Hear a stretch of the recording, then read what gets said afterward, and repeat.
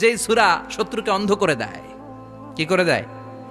এই সূরার প্রথম 9টা আয়াত যদি বিপদে পড়ে, শত্রুর কবলে পড়ে আপনি তেলাওয়াত করেন, শত্রুর চোখটারে অন্ধ করে দিবে কে? আল্লাহ। বিশ্বনবী মক্কা থেকে যখন মদিনায় যায়, হিজরতের সময় বিশ্বনবী সূরাত ইয়াসিনের প্রথম 9টা আয়াত তেলাওয়াত করলেন।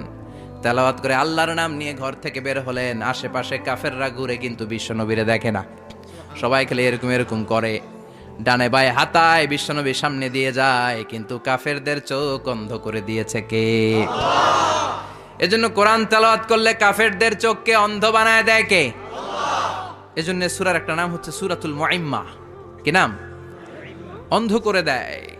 তাফসিরে কুরতুবির মুসান্নিফ ইমাম আল কুরতুবি, উনাকে জালিম বাদশা বন্দী করেছিল। ওনার তাফসিরে এসেছে উনি শক্তিশালী লোক ছিলেন, জেলখানা ভেঙে বাঁচার জন্য দিয়েছে দৌড়। উনারেও ধরার জন্য জালিম বাদশার সৈনিকেরা ঘোড়া নিয়ে রওনা হয়েছে। উনিও দৌড়ায়, ঘোড়াও পেছন থেকে আসে। ওমিয়া মানুষ কি ঘোড়ার দৌড়ের সাথে পারে?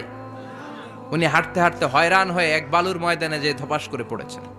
ওরাও ঘোড়া দিয়ে এসে নেমেছে, কিন্তু আজীব তামাশা, উনি বালুতে ধপাস করে পড়েই সূরাত ইয়াসিনের প্রথম 9 আয়াত তেলাওয়াত করতে শুরু করেছেন। ওরা নিচে নেমে ডানে বায়ে সামনে পিছনে খালি খুঁজে, কিন্তু দেখে না, সামনেই কিন্তু বসা। ওদের চোখটার অন্ধ করে দিছে কে? আল্লাহ। বিশ্বাস হয়? ঈমান হয়? এজন্য বিপদে পড়লে সূরাত ইয়াসিনের প্রথম 9 আয়াত পড়তে রাজি আছেন? আল্লাহ তুমি তৌফিক দাও।